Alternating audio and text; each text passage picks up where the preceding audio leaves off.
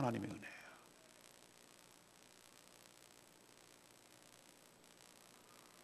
회개의 시작은 오늘 1절 말씀 보십시오. 너에게 진술한 모든 복과 저주와 내게 임함으로 내가 내 하나님 여호와로부터 쫓겨난 모든 나라 가운데서 이 일이 마음에 기억이 나거든. 탕자가 돼지 우리에서 생각이 난 것과 똑같이 이스라엘 백성 너희들이 하나님의 징계를 받아서 쫓겨나가지고 이방 나라에 가가지고 거기서 포로로 가가지고 있을 때 우리가 왜 이렇게 됐을까? 실제로 바벨론에 포로가 가가지고 티그리스 유프라테스 강의 그 준설 작업, 땅 강바닥을 파내는 일을 했어요. 자기들이 보고 지렁이라고 표현했다고 그랬잖아요. 그렇게 하고 있을 때 그들이 깨달았단 말이에요. 우리가 어쩌다가 이렇게 됐지? 라고 그때 생각이 나거든 이라고 말하는 거예요. 탕자가 돼지우리에서 내가 내 인생이 어쩌다 이렇게 됐지? 라고 생각이 나거든. 뭐가? 내가 한 말, 하나님의 말씀이 생각이 나거든. 그때 어떻게 하라? 2절에 있는 말씀, 너는 너의 자손이 내 하나님 여호와께로 어떻게 하라고? 돌아와라. 하나님의 품으로 돌아와라. 저는 회개란 눈물 콧물 흘리면서 하나님 잘못했어요 라고 말하는 것만이 회개가 아니라고 생각합니다. 정말로 회개는 무엇인가? 하나님께서 이런 내 인생이 비참하게 처했을 때 어떻게 하라고 하는지 하나님의 말씀을 기억하고 생각나는 게 하는 것이 제일 먼저예요. 그리고 두 번째는 뭐냐면은 돌아오는 거예요. 어디로 돌아오냐면은 하나님 품으로 돌아오는 것이 회개인 줄로 믿습니다. 가던 길을 멈추고 내 몸대로 살고 내가 주인 돼서 살려고 했던 것을 턴해서 다시 하나님 품으로 돌아오게 하는 것, 돌아오는 것, 행동으로 옮기는 것, 이것이 회개라고요. 여기 눈물이 없어도 돼요. 중요한 것은 내가 의지적으로 결단하고 더 이상 이렇게 살 수가 없다. 더 이상 산다는 것은 의미가 없다. 내가 사는 게 사는 것이 아니다 라고 판단됐을 때, 더 이상 전락할 곳이 없고 더 이상 추락할 곳이 없다. 내 인생은 파탄이다. 이건 끝이다 라고 생각하는 그 순간에 하나님 말씀을 생각해내시고 하나님의 말씀에 따라 돌이켜서 하나님께로 돌아오는 것이 회개의 시작입니다.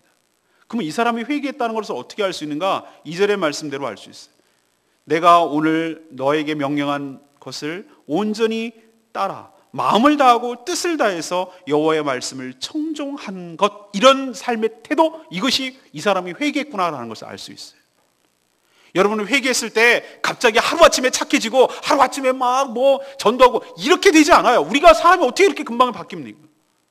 그러나 하나님께서 우리에게 요구하시는 건 뭐냐면 하나님께 돌아왔다. 이 사람이 회개했다는 뚜렷한 증거는 뭐냐?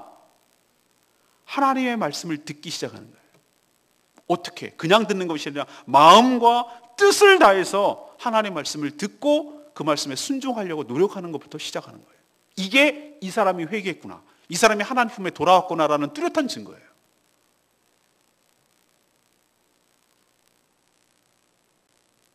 그럼 반대로 하나님 말씀을 듣지도 않고 하나님 말씀을 진심을 다해서 들으려고 할 마음도 없고 그 마음을 따르려 하는 마음도 없다면 여전히 회개하지 않는 거예요. 이건 여전히 자기 뜻대로 살겠다는 것이, 그 삶의 개선점과 회복의 변환점이 되질 못해요.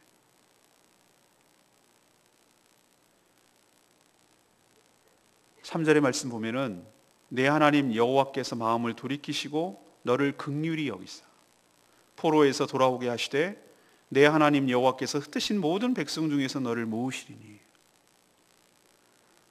회개하는 것조차도 하나님의 은혜인 줄로 믿습니다. 우리가 그런 마음을 먹고 하나님, 이 모든 탓이 제 탓입니다.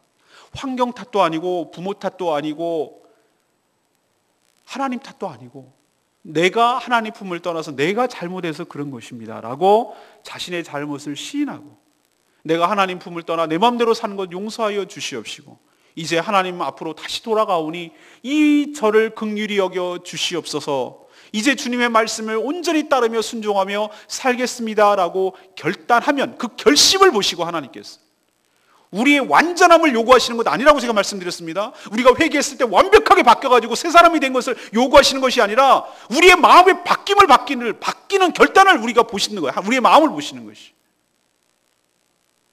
그렇게 하면 하나님께서 마음을 돌이키신다고 그랬어요. 어떻게 돌이키시냐? 너를 긍휼히 여겨주신다.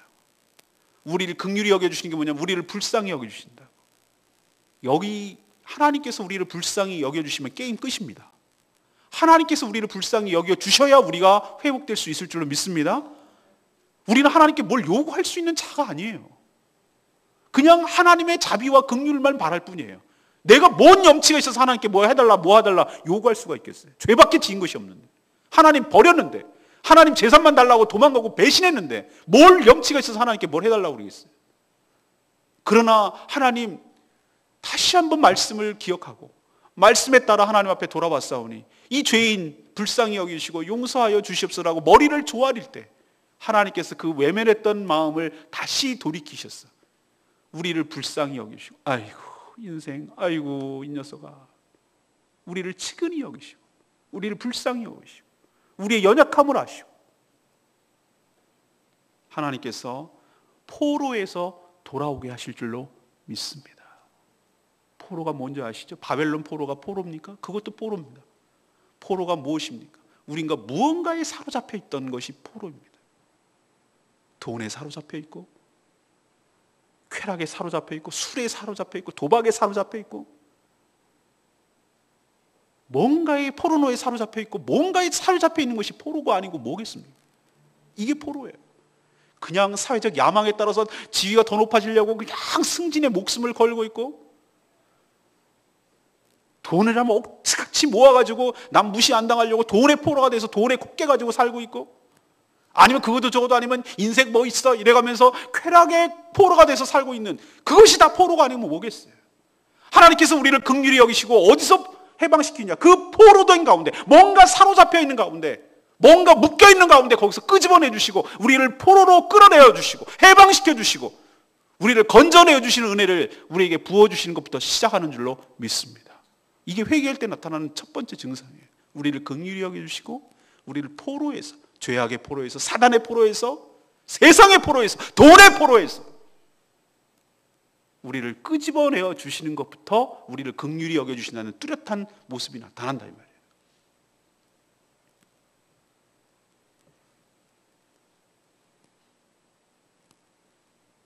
이것이 저는 관계 회복이라고 생각합니다. 회개했을 때 끊어졌던 관계가 다시 이어지고, 망가졌던 관계가 다시 회복되고, 원수되었던 하나님과의 관계가 다시 회복되는 것이 회개의 결과이고 은혜인 줄로 믿습니다. 이게 안 되면 아직 회개된 것이 아니에요. 뭔가 하나님과 나 사이에 뭔가 깨림직한 것이 있다면 하나님께 용서를 구하고 하나님의 용서를 받고, 하나님 내가 잘못했습니다 엉엉 울고, 하나님 이제 다시는 그러지 않겠습니다라고 하나님 앞에 용서를 구하고, 또 하나님은 우리를 예수 그리스도를 보셔서 용서해 주시고, 그래서 그 끊어졌던 관계가 다시 이어지고 다시 아버지 되시고 하나님 되시고 나는 그분의 자녀가 되는 그런 관계가 회복될 때, 이게 비로소 회개가 완성되었다고 말하는 것이에요. 이게 안 되면 여전히 하나님한테 기도하는 게 뭔가 껄끄럽고, 하나님 말씀 보는 것이 왠지 불편하고, 교회에 나오는 것이 왠지 거북스럽고, 예수 믿는 사람들을 만나서 이야기하는 것이 왠지 불편하고, 뭔가 걸릴 것 같고, 뭔가 막힌 것이 있고, 하나님께 기도하면 기도가 안 되고 그냥 엎으러져서 잡생각만 나고, 하나님께 찬양을 해야 되는데 찬양의 소리가 나오는 것이 개미 먹고 그냥 따라하고 나오고, 이렇다면 아직도 뭔가 여러분 하나님과 사이에 뭔가 이게 막힘이 있는 거예요. 우리가 죄가 많아서 하나님이 그렇게 안 되는 게 아니에요. 죄는 누구나 마찬가지예요. 하나님의 입장에서는 죄가 많냐 적으냐의 문제가 아니에요. 죄가 있느냐 없느냐의 문제지 죄가 많고 적으냐의 문제가 아니에요. 죄가 우리 하나님과 사이에 있으면은 하나님 관계를 깨요. 하나님께서 죄가 있는 가운데 우리를 품을 수가 없어요. 우리 보고 죄 어떻게 해결하고 하지 안 해요. 우리가 못한다는 거 너무 잘 아세요, 하나님께서. 그래서 아들 예수 그리스도를 우리 죄값을 치르려고 십자가에 달아 맨 줄로 믿습니다. 예수님의 죽음이 바로 우리 죄 때문에 그런 거예요. 십자가가 우리를 보여주시는 거예요. 뭘 보여주냐? 니네 죄가 얼마나 심각한지를 보여주는 거예요. 또 보여주는 게 있어요. 내가 그렇게 해서라도 너를 구원하겠다는 하나님의 사랑을 보여주는 거예요. 십자가는 두 가지를 다 보여줘요. 그래서 뭐 하자는 겁니까? 하나님과의 원수되었던 관계를 회복하자. 다시 내가 너를 사랑할 수 있도록 그 가장 큰 장애가 되는 죄를 제거해야 내가 너를 품고, 내가 너를 품을 수 있어야, 사랑할 수 있어야 네가 은혜를 경험하고, 그 은혜 때문에 네가 사람답게 살아갈 수 있다는 것을 깨달으라는 거예요. 이게 회개의 은혜예요. 하나님께서 내 인생을 회개할 때 어떤 회복을 주시는지 여러분 기억하시길 바랍니다. 오늘 10절 말씀을 보세요. 10절 말씀 보면은 네가 하나님 말씀을 청종하고 이 명령과 규례를 지키고 네 마음, 네 뜻, 네 정성을 다해서 하나님께 돌아오고 그렇게 하면 이게 회개의 모습이죠. 그렇게 하면 너 하나님 여호와께서 네가 하는 손으로 하는 모든 일,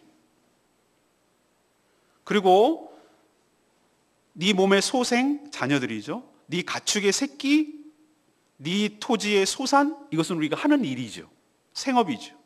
우리의 자녀와 우리의 생업이 축복해 주셔서 풍성하게 은혜를 베풀어 주시는 줄로 믿습니다.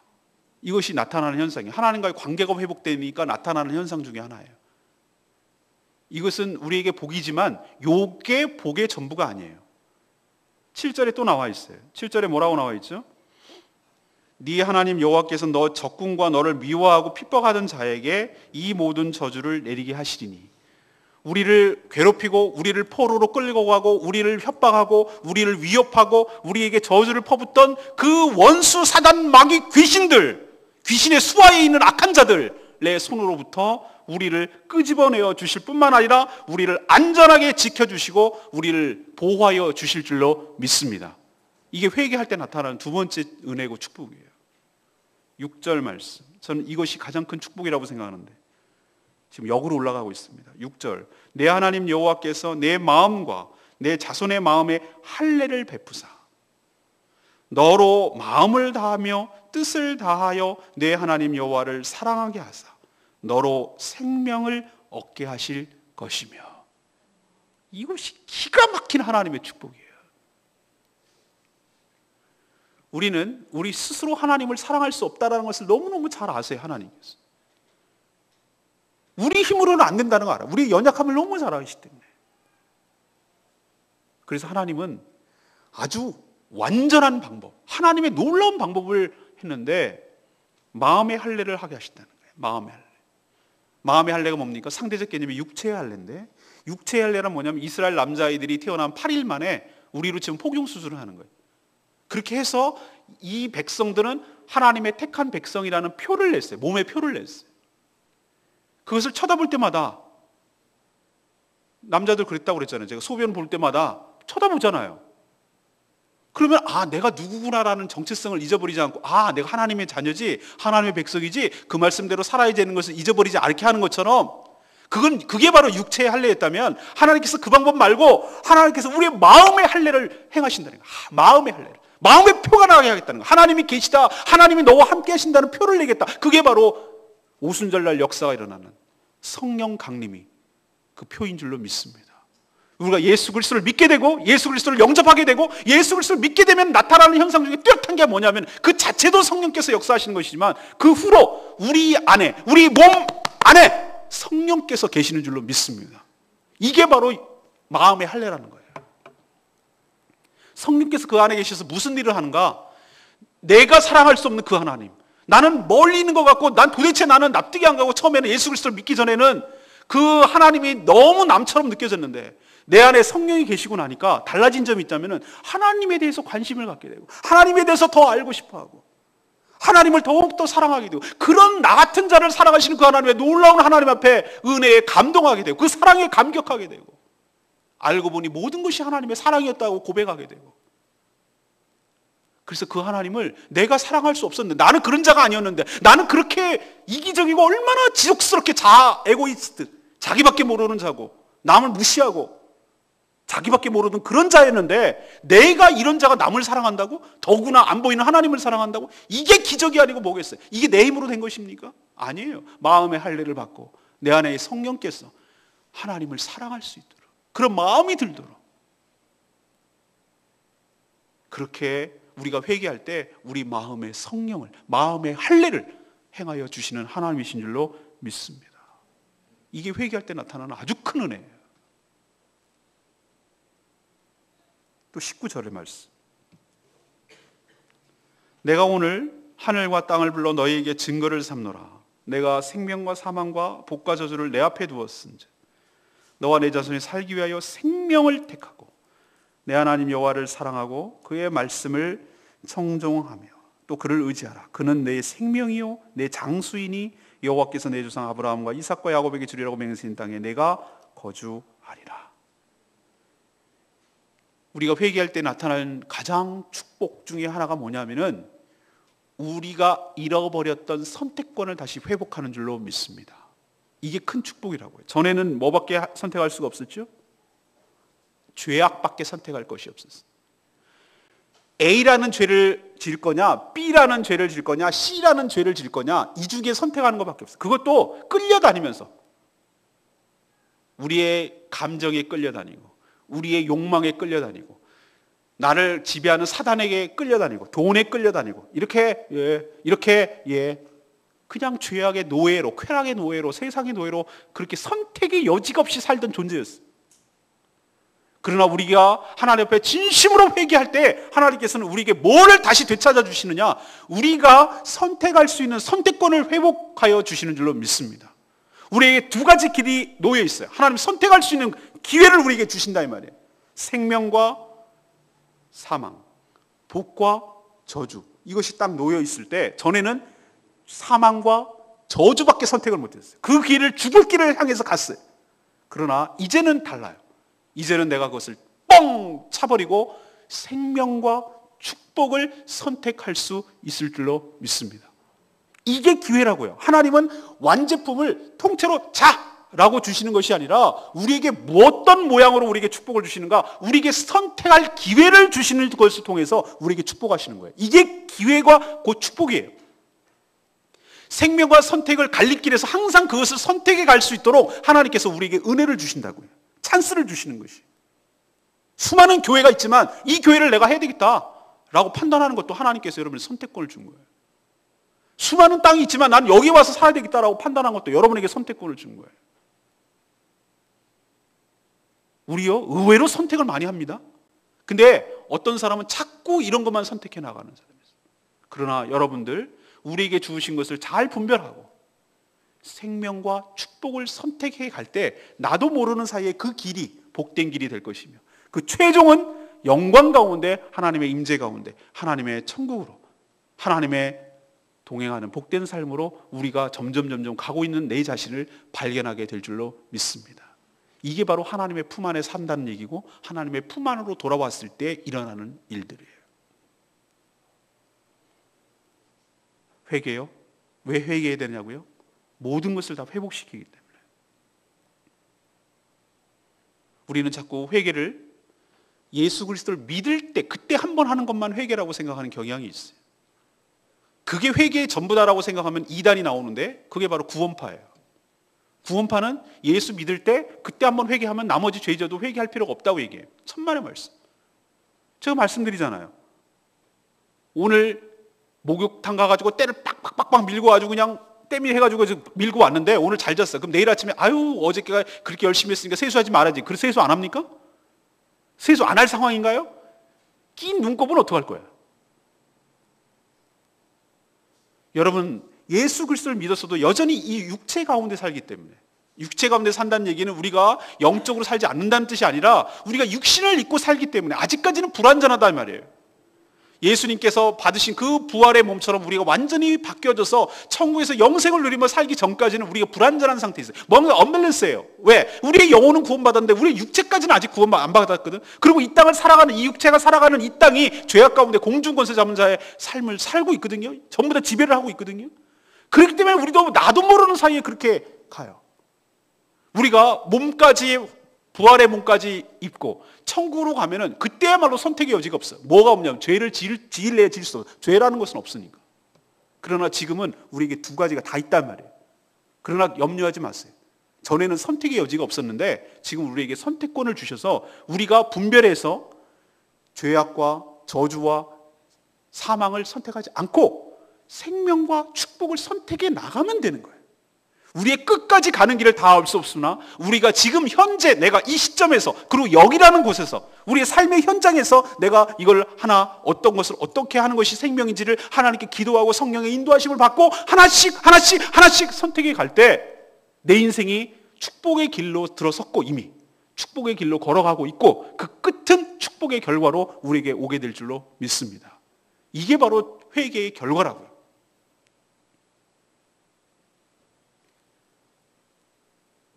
내 인생 너무 늦지 않았을까? 오늘 박하사탕에 나오는 설경구처럼 나 돌아갈래 라고 말은 하지만 기차는 이미 지나가고 있겠죠. 그게 여러분의 인생에 할 수 있는 최선입니까? 죽음은 끝나나요? 죽음은 끝나게도록 바라는 것이 사단의 전략 아닐까요? 사단의 최종 승리 아닐까요? 사랑하는 여러분, 우리 속담에 가장 늦었다고 생각하는 그 순간이 가장 빠른 법인 줄로 믿습니다. 하나님 앞에서는 늦은 법이 없어요. 하나님의 시간에서는 늦는다는 법이 없어요.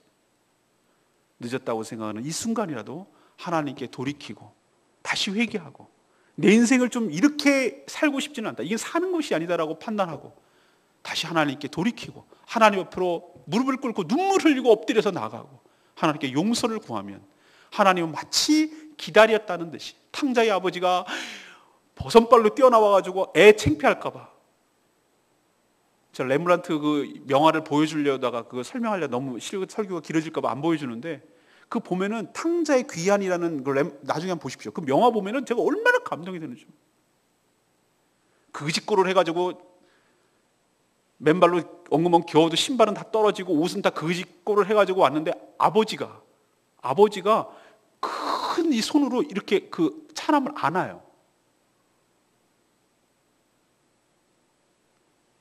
왜 아버지가 뛰었을까? 체면도 불구하고 종들 앞에 내 아들이 창피할까 봐 먼저 이렇게 확 감싸주는 거예요.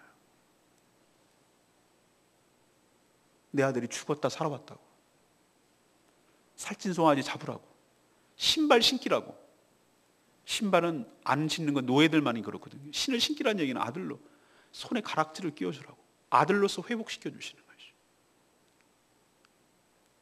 하나님은 여러분을 회개하기를 기다리고 계시고 모든 인생을 회복하기를 바라시고 관계가 회복되기를 바라시고 하나님 품 안에서 이 모든 것들을 누리게 되기를 간절히 바라고 지금도 회개하기를, 돌아오기를 기다리고 계신 줄로 믿습니다. 다음 주에 우리는 VIP 초청주의를 하는데 오늘 설교처럼 VIP들을 해야 되지 않을까요? 예, 맞습니다. 그러나 우리가 어떤 마음으로 그분들을 대하고 어떤 마음으로 준비해야 되는지 우리부터 먼저 다시 한번 점검을 하고 그 마음을 가지고 준비해야 될 줄로 믿습니다. 그분들을 하나님께서 간절히 기다리고 계시고 그 인생, 파탄난 지경에 이르는 그 인생을 어찌할 바를 몰라서 죽기만을 기다리고 죽을 시도만 하고 있는 그 인생을 하나님은 불쌍히 여기시고 아직도 너 희망이 있다고, 넌 돌아오기만 하면 된다고, 너 살 길이 있다고, 그러니 회개하고 오기만 하라고, 그 말하는 그 하나님 아버지의 마음이 우리 가운데 부어지게 되기를 간절히 소망합니다. 그래서 우리가 먼저 하나님 앞에 회개를 하고 또 여전히 하나님께 돌아와야 될 사람들을 향해서 아버지의 마음을 가지고 그들을 품고 그들을 덮어주고 그들을 인도하고 그들을 다시 한번 생명과 세컨 찬스, 제2의 인생을 살아갈 수 있도록 우리가 노력하고 도와주고 하는 일이 먼저 믿은 우리의 자세일 줄로 믿습니다.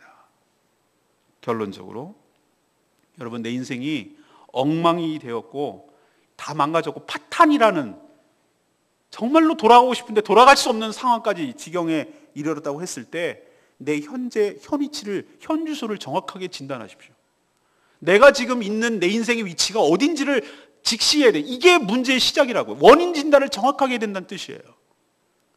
엉뚱한 데다 핑계대고 엉뚱한 데다가 찾고 있으면 문제 해결 안 돼요. 상황과 조건과 누구 탓 아니라니까요. 내가 선택한 거예요. 내 탓이에요. 내가 죄를 졌기 때문에 그래요. 죄는 도둑질한 게 죄가 아니고 하나님 없이 살려고 한 게 죄라고요. 이것 때문에 내 인생이 이 지경 됐다고요. 그러니 그 원인을 정확하게 직시하시고 주님께 철저하게, 처절하게, 전인격적으로 하나님께 회개하는 역사가 있게 되기를 간절히 바랍니다. 두 번째는 회개하기 전과 후가 내 인생이 완전히 달라져요. 항상 회개는 무엇부터 시작하냐면 하나님의 말씀으로 시작하고 회개한 후의 삶도 하나님의 말씀대로 순종하는 것이, 회개의 실마리가 되는 것도 회개하면 이렇게 하신다는 하나님 말씀이 깨우쳐지고 생각나는 것부터 하나님께서 회개가 시작된다 그랬잖아요. 그러니까 회개의 앞단계부터 하나님 말씀이 여러분의 삶을 적용하고 그 말씀이 성령을 통하여 역사하도록 움직여 나가고 회개하는 과정도 성령께서 말씀으로 개입하시고 회개한 후에 어떻게 살아가는 것도 말씀을 순종함으로 살아가는 그 삶이 바로 회개의 삶이라는 걸 가르쳐주고 성령의 인도함을 받는 거예요. 그러니 회개의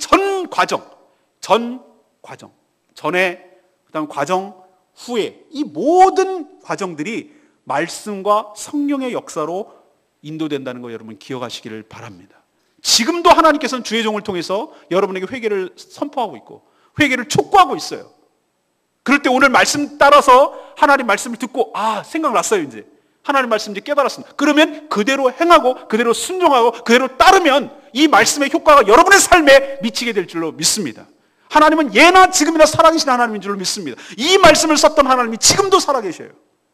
그래서 이대로 하면은 하나님의 은혜를 주셨듯이 지금도 하나님께 회개하면은 하나님께서 용납해 주시고 회개해 주시고 다시 받아주시고 모든 것을 회복하여 주실 줄로 믿습니다.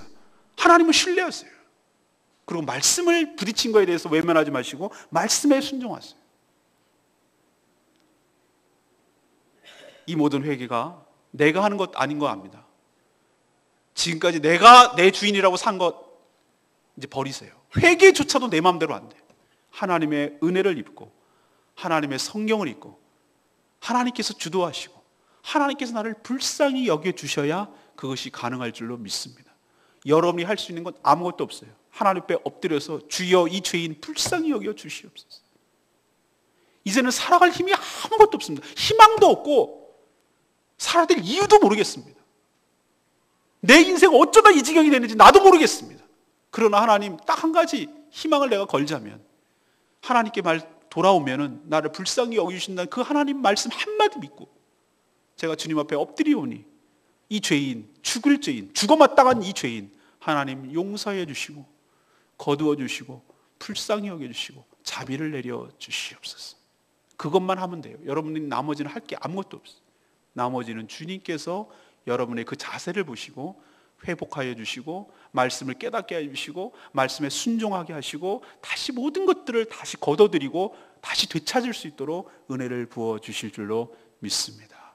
이 은혜와 은총이 여러분 가운데 또 동시에 다음 주에 초청되어서 복음을 듣고 회복되어야 될 모든 분들에게 임하게 되기를 바라고 이 한 주간 그런 하나님의 마음을 가지고 그분들을 대하며 준비하며 그렇게 초청할 수 있도록 우리가 준비하는 한 주간 되기를 간절히 소망합니다. 오늘 말씀 붙들고 기도하기 전에 하나님